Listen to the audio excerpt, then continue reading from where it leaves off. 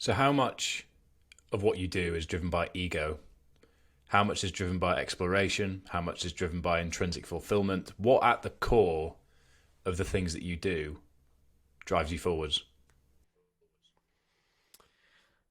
My answers changed on this over the years. A lot of it was sort of like, oh, I'd like to help others and inspire other people, which is true. That is it's one of the carrots that I dangle in front of myself. Raising money for charity. Ego's an interesting one. I mean, mammals all need an ego thing, and I'd be lying if I don't enjoy telling a good pub story sometimes to a few people, but not often. I often steer away from being the center of attention in groups of people.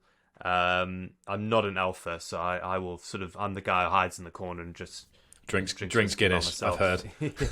Basically, yeah, exactly. So, however, you know, I do, and I have this vision in my head of my kids growing up and coming to me one day and going, "Wow, Dad, no way, you were the first person to swim the length of Britain." So there's that ego that I really enjoy. I enjoy doing the stuff that I know my kids are going to be like, "Wow, Dad, that's cool." Um, Although I've been told no kids think their parents are cool, so I'm wasting my time anyway. But the I think it's weird. It's definitely the intrinsic fulfillment. I definitely feel like that is an important reason why I do it. But once I've done something, I sort of forget about it.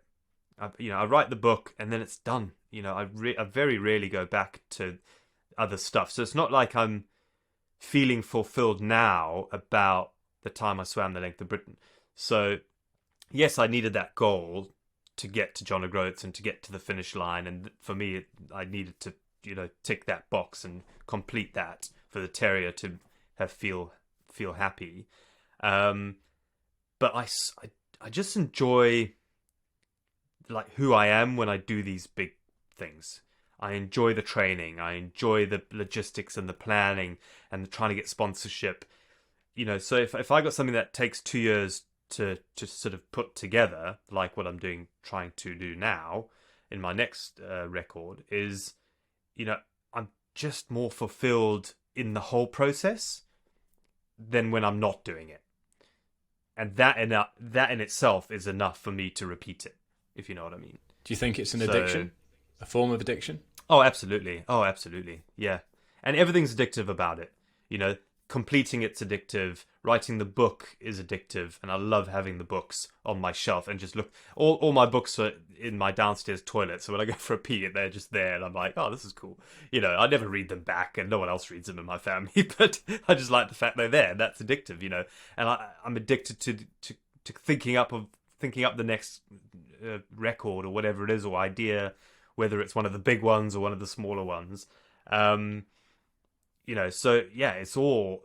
I'm a better person, which sounds cheesy, while I'm attempting these sort of things than I am if I don't have them on my cards, type thing. Have you thought about what happens when you get to a point in your life where you can't push it any further? La la la la la la la la la. What? Sorry, what was that question? I didn't hear you. What there. question? I didn't ask a question. Yeah, That's the yeah, voice what inside your question? head, No, Sean. exactly. Yeah, That's the voice yeah, inside your well, head I when know. you're 18 days deep into something. No, I mean at the moment, just blissful ignorance. And I have those conversations with Caroline, my lovely, long-suffering wife. No, it's a worry, as any, because I sort of am in the world of sport rather than the world of adventure. Um, I'm a 42-year-old sportsman. There's not many of us sort of competing and still trying to, do things at a level at which you could still make a living from it, i.e. get sponsorship, sell books, do talks, and all that stuff that puts food on my kids' plates, right? So I consider myself very lucky. What's after? I don't know. I don't think I have to think about it for a while. I think I've got another 5 years at least before I then will probably have to hang up the high end competitive ultra endurance stuff. But maybe not. I've always thought I'd get into running a bit later in life, so I could probably push the running for another maybe 7 or 8 years potentially if I'm good. I don't know if I'm any good though. So either that or just become the most badass PE teacher ever.